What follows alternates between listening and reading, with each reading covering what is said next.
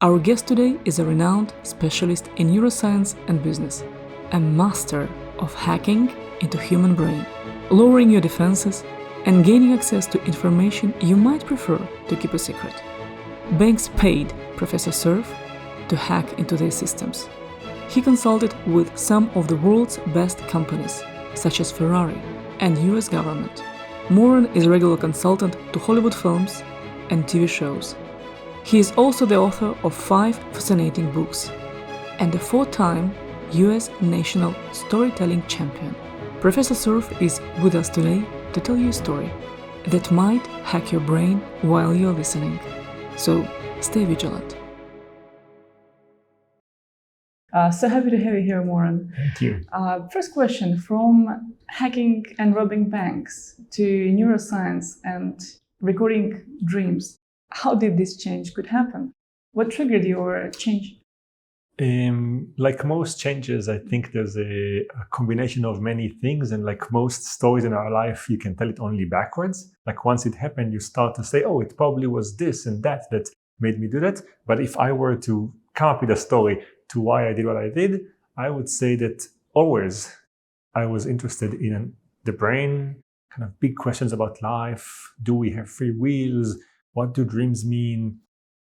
How did life begin? Are there aliens? Like all the cool questions that everyone is interested in. And at some point, I thought that those are questions that no one can answer. And as I started to work as a hacker and kind of figure out that you can actually dive into black boxes and uncover the inside, I realized that maybe there is a way to apply the same tools to the biggest black box in our life, which is our brain, and start answering those questions. And I kind of said, let's try one.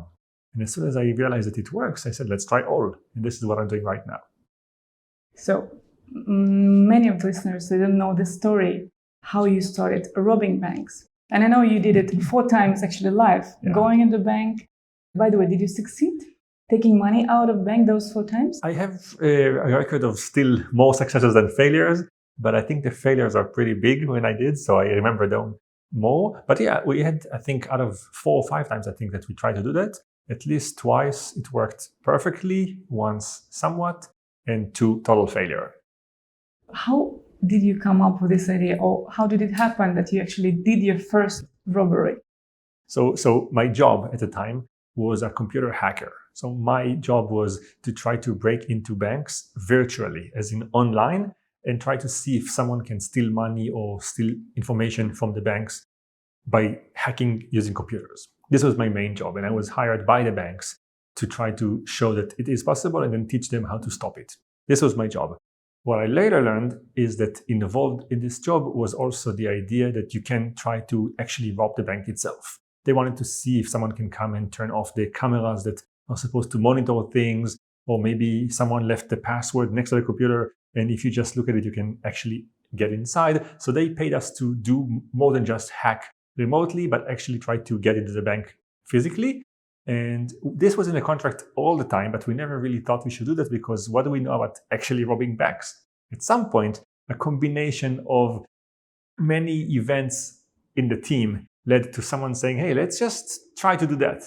And we tried to do that, failed miserably, but realized how kind of in a way possible it is to actually rob a bank. Like the difference between thinking about it and actually doing it was so virtual, like flippant. Like we immediately know it and said, okay, let's do it again, this time with a little more preparation. I love that story where you told about a lady working in a telecommunication company, and she refused actually to give the password when you faked it. Do you mind telling the story? Sure. It's an amazing story. So in one of the things that we teach about hacking is that people tend to have 2 or 3 layers of defense, and if you break one of them, the others kind of fall like dominoes. So practically what we did back then was try to hack into a big telephone company. So imagine one of those kind of, T-Mobile or Vodafone or one of those big companies, and we were trying to actually get in. The way we did it is we called the person in charge of all the security at 5 p.m. on a Friday, kind of just when she's about to go home, ending the week. She's very keen to wants to leave. Then we call and we start to be slow and annoying in asking her for the password. What we did is we pretended that we were technicians out in the field who had a problem and tried to get into one of the systems, and the password doesn't work, so we asked her for the password. Now, she knew right away that you're not supposed to give the password to anyone who calls you on the phone, so she said no. And we tried our best to actually convince her that we know something. We said, look, I remember the first 3 characters, just not the last 5. Can you give me just the last 5? And actually, we had the first 3. She said no. We tried to intimidate her by telling her, look, if you don't give it to us, then there's going to be no reception for the next 3 days. It's the weekend. We're going to lose money. We tried all the techniques we had. And she said no. And that's it. We couldn't get, so we hang up the phone and move on.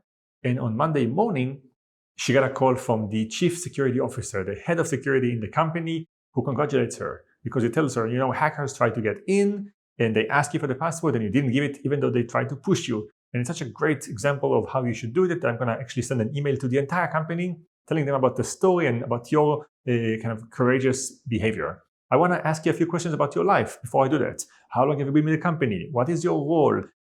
What did you go to school for? How old are you? Many, many questions to kind of understand who she was so we can write it in the article. And as she explained to the person about her decisions, the company was hacked. And it turned out that I was the one who called her the morning after, pretending to be the chief security officer, asking her a lot of questions. And in her answers, she gave me all the information I needed to actually hack into her account. She gave me her first name and last name, her security number, her mother's maiden name, the puppy name, the car name, everything we need to know in order to get her password, get in and hack from there. And that's actually something that is true for a lot of people, that the lesson here, because people are very good in stopping attack when it comes the first time, but then usually after they win one attack, they lower their guard and they say, okay, I stopped the attack, so now I'm good. And then the second one is the one that actually will come to get you. And that's kind of a lesson about life, if you want. That's amazing. But do you think she has been actually hacked by you because she had this feeling of pride? Do you think it was also a big component of why she opened up immediately? Yeah, I think so. So I think that hacking in that sense is any way to get people to give you information. And we think about hacking as like, you know, someone sitting in a little cave, typing numbers and crunching kind of codes. But it could also be asking the right question. Or it could be asking the question in the right time when a person is very vulnerable and ready to give it to you, or pretending that you're someone senior and getting the information from them, or making them actually open the door for you. It doesn't require just, you know, coming in through the door if someone left the window open. And that is kind of what humans are usually bad at. They're bad at thinking out all the cases. And so if they're really, really good in stopping one attack, they fail at stopping the other. Using your terms, if you could hack into anything, whatever it is, what would you hack? It can be anything in the universe, but you probably think it's impossible or close to impossible. That's a... I mean, I would love to have access to diaries of people in my family 150 years ago.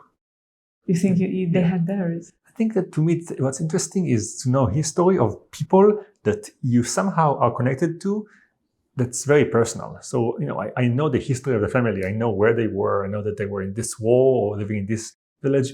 But this doesn't really tell me anything about, you know, how my great-great-grandfather actually fell in love with my great-great-grandmother. Or, you know, how were they in school? Like the things that actually make life are the small things. And I would love to have access to those. I would love to be having front row seat to things in the past that somehow connect to me, but are not directly in my life.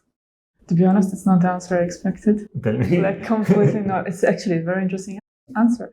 That's why are you so interested in the feelings and the little stories of your ancestors? So I feel generally that the key to understanding people is small stories.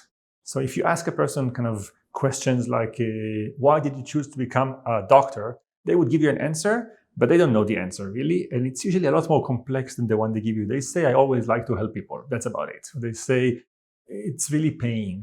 Or I wanted to do like my dad did. Like that's kind of the simple one-line answer. But the real answers are a lot more complex. And the way to know them is not by asking questions, but by observing behavior. So if you have access to a person's week, just you can follow them for a week and see what they do, you will know more about how they choose things and why they choose them than anything they will tell you. And in that sense, I think that the ability to do that with people that in a way are in your life, like you are the product of those people, is fascinating. Like to meet my great-great-grandfather and decide what's similar about us. There's some DNA, there's some connection between us, but in practice, it's not really in my life. Like I have no relation. I don't think I know his name, even if it's like 3 or 4 generations back. But somehow it's connected. To me, that's interesting, to understand really how you are by looking at others that affect you, but not directly. Amazing. Do you think our ancestors are really the roots that hold us strong?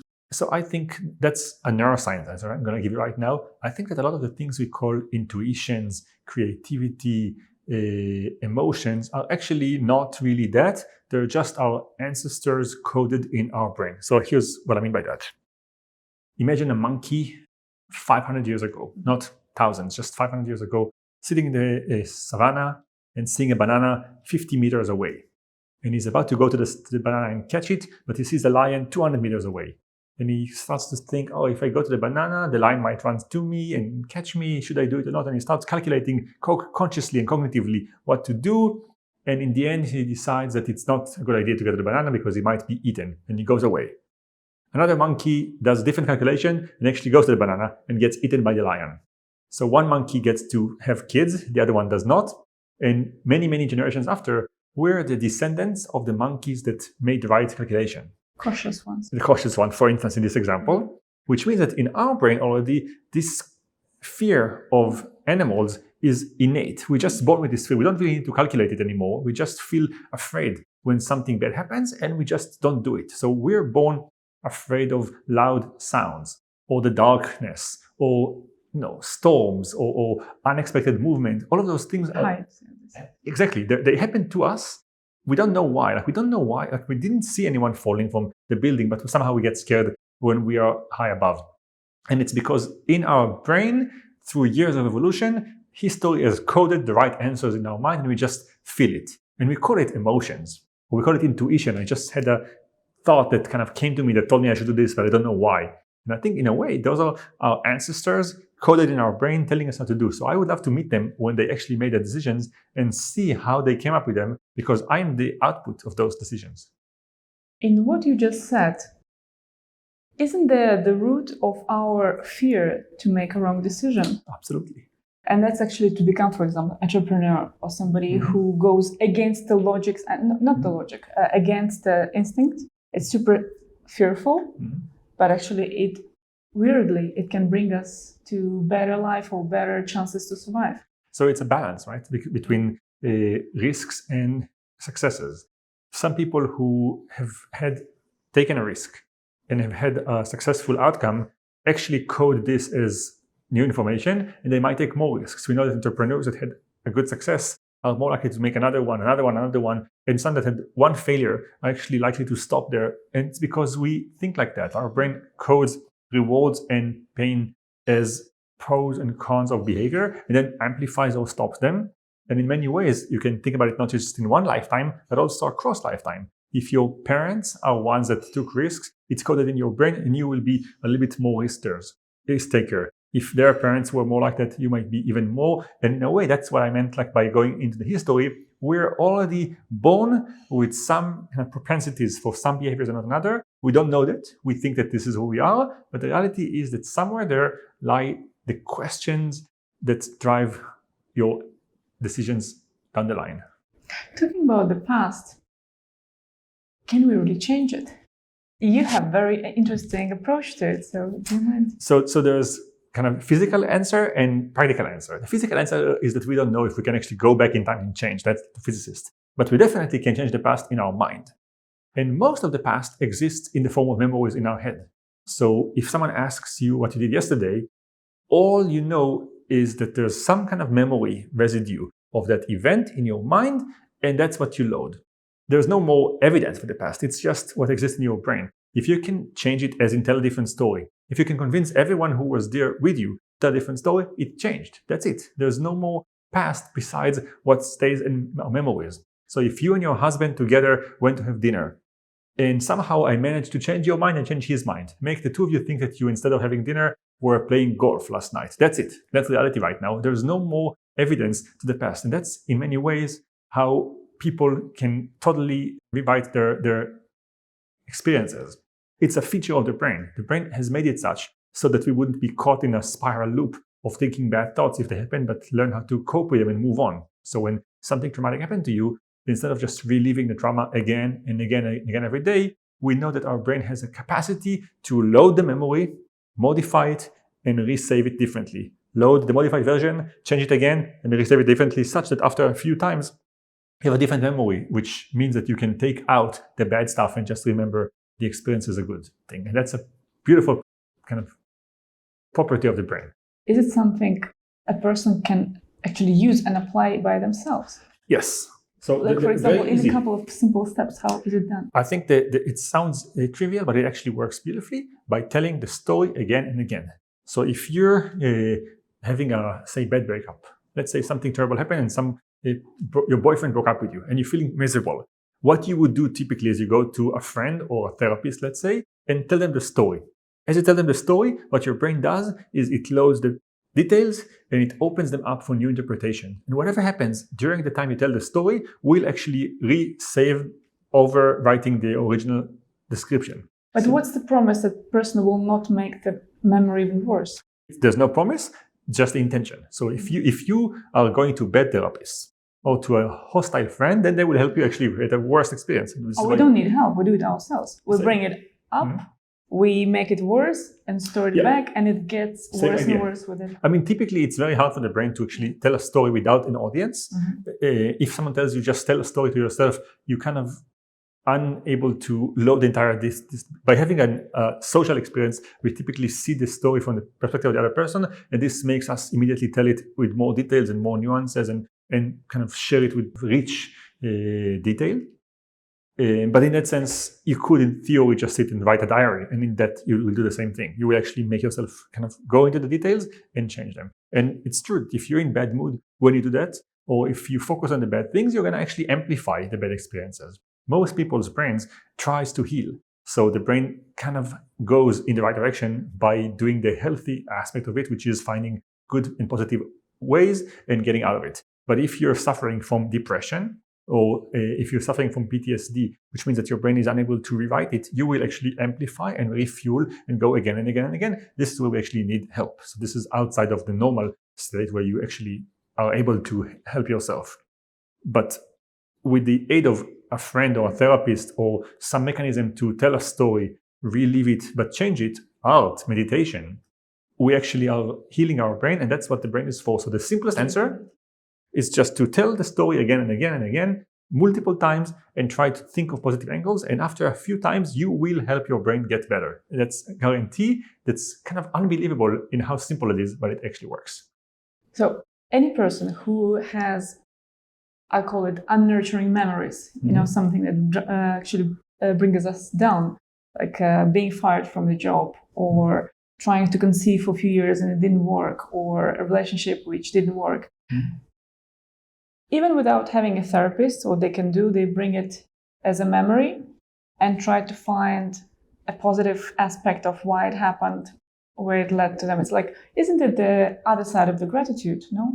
Yeah, so I think that it's not surprising that a lot of kind of ways to self-help have basically coded this in different ways in the same idea. That if you focus on the positives, if you stop to reflect on your life, this is meditation or gratitude, they're all angles of this idea. Now neuroscience kind of gives it a very mechanical understanding, which is what's going on in the brain. But it's not surprising. People knew it in years of kind of practice. And what neuroscience added was more a codified and quantified version. Now we can actually monitor that it works. We can actually tell you if it doesn't work, what to do chemically to actually enhance or reduce it. We can try on animals to see what processes are driving it and stopping it so we can give you the right drug. So things like that. But it's not surprising. People have known that something works when you talk about stories, and specifically if you do it with someone from the outside who is able to reflect to you for generations. How important it is to filter the information? I mean, how is our brain vulnerable, to which extent, to what we consume as information and how it changes us? So this is a really important point that I think is going to change our entire experience of the world in the coming decade, which is that we're used to information being filtered by our senses and then getting into our brain in a safe way. Meaning what your eyes saw was then put in your brain, and you could not get stuff into your brain without passing through your eyes when it comes to vision. Same with audition, with sound. The only way for sounds to get into your brain was through your ears. Your ears sample the world, filter the information and put it in, and that's what's in your brain. You never could get into the brain without going through one of those 5 senses. And for the first time now, we can actually bypass them. We can put stuff in your brain without going through your filters. Now, we spoke about sight and sound, but it's still for any piece of information. We can now get into your brain, load an idea into your brain, and it will stick there as if it came from the outside and as if it's yours. And the interesting thing is that once an idea is in your mind, because you don't have any system to vet information in your brain, you believe it entirely as if you put it there. And therefore, you will base your future on this idea. So it doesn't just end with what you see and what you hear, but it could be memories. You suddenly will have memories that aren't yours, that someone else put in your brain, and you think that they're yours, so you will live life as if you have gone through the experience that this memory talks about and just build a story that relies on that. This is no longer science fiction. This is something that we can do now with animals, just in a lab to show that it's possible. And with some basic experiments, we do it with my participants, where we change their memories and show that they will come up with a different story for memories that I put inside their head. We do it a little bit with people that are sleeping by changing the memories that we put in their head when they're not there to protect their brain from letting stuff in.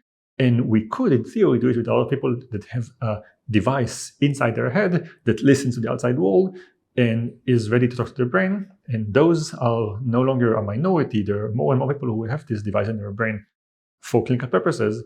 And now they basically listen to the outside world, and we can put new information in their head. So this is a real risk that will be with us in the near future.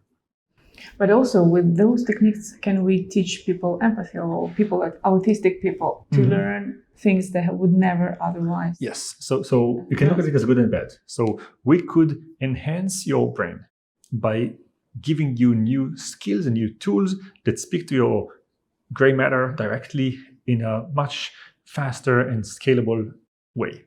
That's the good stuff. That's why people would love that, and they would want more of it, and they would open the door for a lot of those enhancements.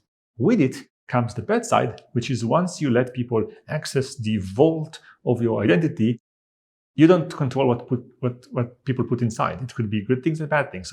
So you would, like most of us, open the door because you say, oh, I love to see more videos from the entire world. And you wouldn't know that in doing that, you actually open the door for hackers to start manipulate what you see and give you misinformation. Or you would say, I want to have... That's spooky. Yeah. So I mean, it's always this balance. Like we love to see things, and what we get with them are bad things. So Facebook is great. It allows you to connect with your friends and see your family from far away and get kind of rich access to a lot of things. And with it comes also the ability to give you things that you didn't want to see and change your mind and stop you from seeing things that you need to see and kind of manipulating your behavior. That's the good and the bad that come together. With enhancement, we could make people smarter, be able to solve problems in a much more efficient way, much more accurate, have more IQ and so on. But then we also put a device that listens to the outside world, and some hacker can take over our brain and start changing our behavior so we can vote differently, not knowing why we did that. Or break up with someone that we love because someone else told us to, and really kind of change the core of who we are. Are you more worried about these discoveries and changes and the scientific new approaches, or are you more curious about them? Tough. It's a good question again, because I'm on 2 hats here. As a scientist, I'm more curious. I want to know as much as I can about the world. That's my job. And also, this is why I chose this profession, because I want answers. As a citizen, the opposite. I feel that should there be a world where these are the possibilities, we're going to be in bad shape. And I think that I would stop it. If I were kind of leaving the lab and going outside, I would stop it. At the very least, I would regulate it heavily. So if I am asked like a civilian, I would say that I'm extremely surprised that in all the countries that I am connected to, in all the elections that I get to see, no one asks their politicians what are their views on things that are actually risky, like AI, like brain implants. Those things are really scary in what they can do. And at the very least, I would wish that people, when they're about to go vote, would ask politicians about their views and would know what's their stance on that. So they can say, I don't like this idea, or I would go the other way. And then people and politicians would actually have to think about it. Right now, people just ignore it. And this means that it's totally left for scientists to move forward. And some of them are good, some are not good. And there's no control for that. That, I think, is the risk. But you being there, right, in the epicenter of all this development actually gives you also tools to stop it, in a way, how to protect. If it's going to happen anyhow, if it's almost inevitable that we will go this direction because too many people are curious, and some want to monetize this idea, some want to use in different ways. But this is also a way to actually stick around and make sure it doesn't go the very wrong way. So I do it in a few ways. One way is I actually self-monitor. So sometimes I tell my students, we're not going to do that. Even though it's interesting, we shouldn't do that, at least not without asking other people for their view, because it might be a bad idea and we can't think of anything. So let's just pause on that. That's one way. I don't do it often, unfortunately, because the temptation to understand things is bigger than the ability to stop ourselves, but sometimes we do that. Another thing we do is we actually use other people's money and resources, and in that we kind of open ourselves to them being our checks and balances. So when we do something really, really big, we usually go to companies and we say, we want your data or your funding or your help. And then we rely in a way on those companies and those people to also ask questions and kind of think what they care about and know that they have different scrutiny that they have to stand by. So in a way, we kind of open it a little bit for a bigger audience to vote on, kind of that's in our world. And the thing I do the most, which I think in my mind is the best way to handle that, is I go and give talks. So I just go every week I can to the world, not to other scientists, but to the public, and say, let me tell you what we're doing right now in my lab, and what do you think? And I think that in all of my talks, there's always the same 5 questions that come in the end. And one of them is, do you think it's good or bad? And my answer is always, I don't know. It's up to you. This is why I'm here. I'm here to tell you the details of what we're doing. You can go home and talk to your husband or wife or kids or parents and say, I learned that scientists are working on ways to manipulate dreams, to change behavior, to understand our thoughts and write them and read into them and things like that. What do you guys think? And people start debating that and coming back to me and emailing me and saying, I don't like it, or I think it's a great idea, or here's how I will do it, and so on. And by sparking the conversation, I think we're doing the best job, which is putting it in the sunlight. And then everyone can have a view on that. And develop own tools too. Develop their own tools. Some of them are, my students many times are senior people in companies. So they actually decide on companies' policies. And that's a good idea. Some of them decide on funding. They go to the government and they say, we want to fund this, and not that they pay taxes. They say, I want my taxes to go to this and not to that. After they hear me say, ask your congressman or congresswoman about their views, they actually ask. And suddenly I hear more and more about people in US politics. They actually start to say, this is how I think about this idea. And they call me and they say, Moran, we heard about you speaking about this idea. Our constituents ask us for our view. We have no view. What do you think we should do? So I think it creates kind of a spiral that I like, which is everyone asked about it. And that is, I think, the first step, and something that scientists ought to do in order to help kind of everyone know more about what's happening. You were about to give a big speech at the conference here in Italy, in Venice, and you will be talking about the future of the brain and neuroscience. Yeah. Could you shed some light on this, if you don't mind? Sure. So I think that there are neuroscience is exploding in novelty in the last decade and in the coming years. I would gamble all of my resources on neuroscience being the future of many, many things. And I'm going to choose just a few of them to tell you about them. But I think the reality is that we might be the last species of humans the way we always knew them, because we are starting to engineer thinking. And in that sense, we're able to manipulate what was the core of humans for a while, which is our brain and our body. And bodies is something that we already know how to do using DNA and manipulation of organs. And brain is something that we're learning how to do. And what we are getting at is that now we can change your thoughts. So we can actually change your memories. And in changing your memories, we're not just changing a memory, which is like a small entity. We actually change your entire conscious experience, because people tend to use the memories to tell a story. When you asked me in the beginning, how did I become a neuroscientist after being a hacker for a while? All I had was our memory of those experiences that I kind of try to weave into a story and tell you a narrative about why this led to that. But the memories are all I have. So if I change my memories, that's it. I will tell you a different story. So I can actually change your entire experience of life. And that's something that neuroscientists are doing right now. They're rewriting memories, downloading them, writing over them. That's a big manipulation that will change everything. Another one is that we're starting to understand how senses work in a very profound way, such that we can actually override your senses or add new ones. Up to now, most humans had only eyes, ears, nose, skin, tongue. Those are the ways we kind of sample the world outside. So our entire experience of the world was what those senses could capture. But those senses are limited. Our eyes can only see a thin layer of reality, something between the infrared and the ultraviolet. We don't see everything that's in the world right now. There's X-rays and gamma rays and microwaves and radio waves. All of those exist, but we don't really see them. They're not part of our reality. But we can build sensors. But do they affect us? They affect us in that they're part of our experience. Like we can build cell phones that read the signals and respond to them, but we don't really see them. We can pass our hands through those rays without seeing them. But if there was a bat, the bat would actually sense them using its echolocating eyes, and it might fly between them, or it might kind of get scared by a signal reception that comes up and affects its behavior. But we know that the brain of the bat looks exactly like the brain of a human. It's different size and different folding, but the building blocks are the same. It's just that the eyes of the bat are different than the eyes of a human. So the bat samples different parts of the world than what we sample, and then turn this into its own brain.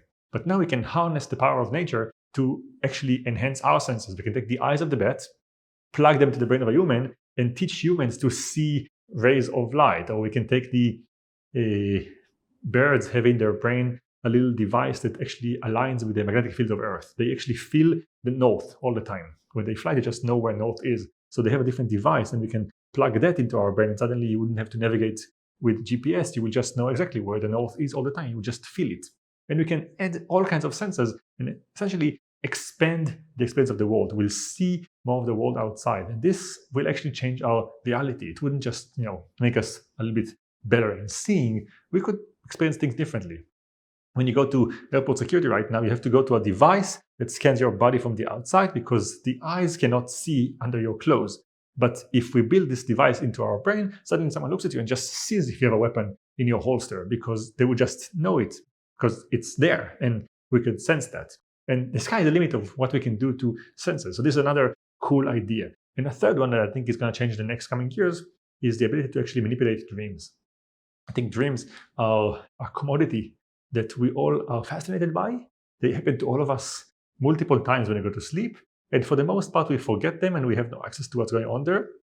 And now scientists are beginning to be able to actually read the content of the dream and see what goes on in your mind when you're sleeping, and then sometimes even write into the dreams, and sometimes even change them while they happen. And this means that you can actually use this resource that our brain creates every night as a commodity. You can make movies that people see when they go to sleep, or you can go to sleep and say, I want to see a dream by Spielberg, and have access to that. Or if you go on a date, you can say, I want to continue the date by actually having a dream of us two going to another place together and continue. Get married, have children. Yeah, everything you want, you can kindly put it in your dream.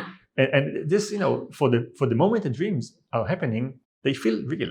So you get real experiences into your life. And I think this is, again, going to change a lot of our experiences, but also become a new commodity. Like right now, you and I are filming an interview, and people are going to watch it on some mechanisms, but we can get them as intimate as possible, right? We can get them to feel like they've been here with us, and we can watch it in their dream. And essentially, this means that all the media companies are going to be after a new medium, like Netflix and Hulu and YouTube. All those companies, they're only showing you movies when you're awake. What a waste. They can now start showing you movies also in other moments, and you get to experience them in the ultimate virtual reality. like really feeling like it's life. Okay, subscribe and you might see it in your dreams tonight. Yeah, like put a special sign button next to it. That's amazing. I think I heard that the CEO of Netflix said once in an interview, this is pretty terrible.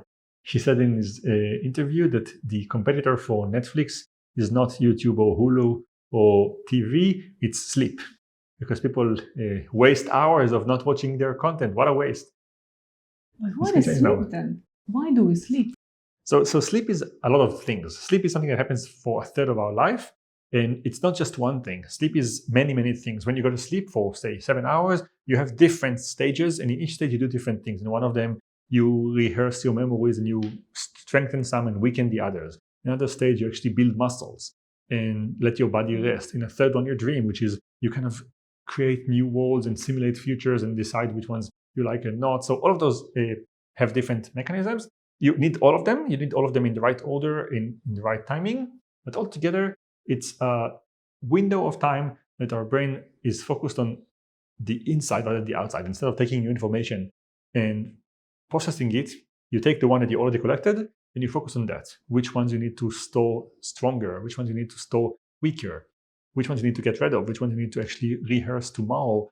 The body needs some rest, and that's what sleep is doing for us. There are a lot of interesting things about sleep which we still are puzzled by. For instance, how come humans can delay sleep? Of all the animals in nature, humans are the only animal that can actually be tired and not sleep. All other animals, when they're tired, they go to sleep. So we developed a mechanism that allows us to stop ourselves from something that we want to do naturally in our brain. That's a strange thing. Also, there is unclear answer to why humans sleep such that they are entirely unable to do anything. So there are animals in nature that are not paralyzed, and animals that are not paralyzed, and also that are somewhat awake when they're sleeping. So dolphins, for instance, or birds, they sleep one part of the brain at a time. So they kind of shut down this part and they still keep this one awake, so they're not that vulnerable. When we're sleeping, we're basically very vulnerable. Someone can do bad things to us. Some animals stay awake half brain and let the other half, and then they flip. Why do we do it in a very vulnerable way? It's another question, and there are many others. Maybe in the past we would sleep the same way as animals did. Yeah, probably. We definitely used to sleep with different positions that were more kind of ready to action, and we changed that to now we sleep horizontally, and we kind of turn around a little bit, but mostly not much. Those are all, we breathe differently, our body temperature changes. All of those things are new, evolutionary, and they give us a lot of advantages, but also risk us. So it's kind of interesting that this is what evolution came up with. What fascinates you most? A story of spontaneous healing, or what they call spontaneous remission, where actually something has been performed by the will of a person or mind of a person or body of a person alone, or you're more fascinated by what a science can do to human potential or body? Science. Science. Yes. So I feel, a scientist will say that, so it's a little bit like self-fulfilling. Mm-hmm. But I really think that every time we dig deep enough into behaviors that manifested in nature, we figured out how they work scientifically and we can explain them. So when a person comes and says, I had cancer and somehow it disappeared, diving deep into their history and their background tells us something that will kind of predict that the reason for that was A, B, and C and not magic. I think that I love magic as a person. I spend a lot of time with magicians and I practice magic, and I feel it's a really cool way to challenge thinking. But at the end of the day, what's good about all magic is that we actually have an answer. So when you see a magician putting a show, deep inside you know that there must be some way it works that's within the rules of physics. And this gives us, I think, comfort that there's answer to everything that we can explain. Are you still on the side of quantum physics? Definitely. But what makes the particle become either a wave or a particle? I think I don't know the answer. It's a profound question of science, and I think that it actually brings us close to neuroscience, because it seems that one of the things that drives physics to behave one way or another, what we call in physics to collapse into one state, is the observer, the person with their mind looking at it. And in that sense, it means that there's something powerful to the mind, to the brain, who looks at an experiment that makes the experiment behave one way or the other, which to me ties neuroscience or a human looking at things with the world. Like the world somehow responds to us looking at it, which I think is for some a mystical idea. And I'm not a mystical idea. I'm not against it. I actually love it. This is if you want mystical in the sense that, but it's still predictable. Is it, like, if you're honest with yourself, is it something you would like to prove right or wrong? Right. Like I would love for the world to have, I mean, not only would I like it to be right, I think that's what the answer is. I think that we're reaching the limit of the things we can answer with the tools we have right now. And I would love for us to have this new tool that will expand our thinking. And I think that this will be the big leap in research that we're missing right now. We're kind of using the same tools to explain everything and we get stuck.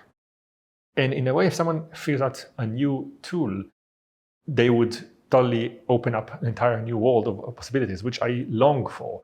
But do you think we can bend reality? So I think that was the title of one of the interviews.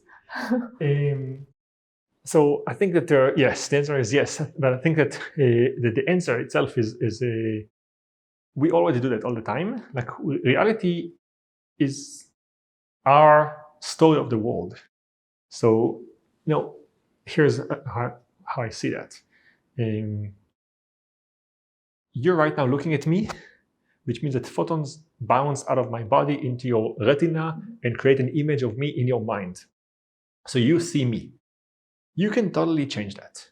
You can make it such that in your mind, you will see your husband right now in front of you, and you will think that he is here. Like totally, not just like imagine him, you will actually see something else. Because reality is in your mind. The world around you gives you a proposal that your senses capture and turn into a sense, and then your brain builds a picture out of it in your head. For the most part, it makes sense for your senses, your brain, and the world to align. So you just take what's in the world and you turn it into the brain. But if it didn't make sense, then your brain will immediately come up with a different answer. And it's not just theoretical, it happens. I'll give you an example. Prisoners in Alcatraz, the famous prison in San Francisco where the worst people on earth used to be captured for many years. At some point, if they behaved badly, were put in solitary confinement. They were put in a room, locked with no other humans, with no sunlight, with no clocks, not a lot of room to move. They were just there with their own mind. And for a while, no input from the outside world penetrated their mind. So they didn't see anything new, they didn't hear anything new, they didn't smell anything new, they just sat there and their mind didn't get anything from the outside world. After a few hours of no outside input, their brain said, I'm not getting anything from the outside world, I guess I need to make my own world. And what they reported in books and in interviews was that at some point, magically, they start hallucinating. But they see themselves free, running in the meadows with friends, butterflies, sunlight. Their brain, as soon as it realized that there's nothing coming out from the outside, had to create something from the inside. And it created an entire world, such that when someone came into the world, they had a hard time calibrating back to reality. They didn't even want to leave because suddenly the world inside this prison cell and the brain cell are richer than the world outside. And they were not dreaming. They were not dreaming. Their brain actually created a new world. And we think about that as an hallucination, but actually it's what a brain does all the time. It creates realities inside. It's just that most times, because it's not efficient, not smart to create a different reality than the one that our senses give us, we just listen to the senses and we create realities that align with what's outside. But if at some point it doesn't make sense, then your brain is totally up to and able to create a new reality. And you can bend the entire world into your own grasp. And we tell kids sometimes when he says mean things to you, go somewhere else and create a new reality for yourself. Just go away and don't hear it. Or if he says something that's really, really awful, it's your brain that decides whether to hear it or not. And you can decide whether you respond. There's a lot of self-help books that say people can say bad things to you and they can do bad things to you, but it's up to your brain to decide whether you want to get sad or not. Like all that they did is they said words, so molecular vibrations in the air penetrated your ears. Whether it becomes a bad experience is up to you. This is all kind of a self-help version of what I'm saying, which is you can control what reality you see. In experiments in my lab, we teach people to see different things. We just teach them how to override what the eyes propose and see different things in their mind. That's just a mechanical way to actually see different things. We put a picture of an actor on the screen. We tell them, make it so that instead of this picture, you will see something else. And they just learn how to do that with feedback from the inside of their brain. But everyone can do that.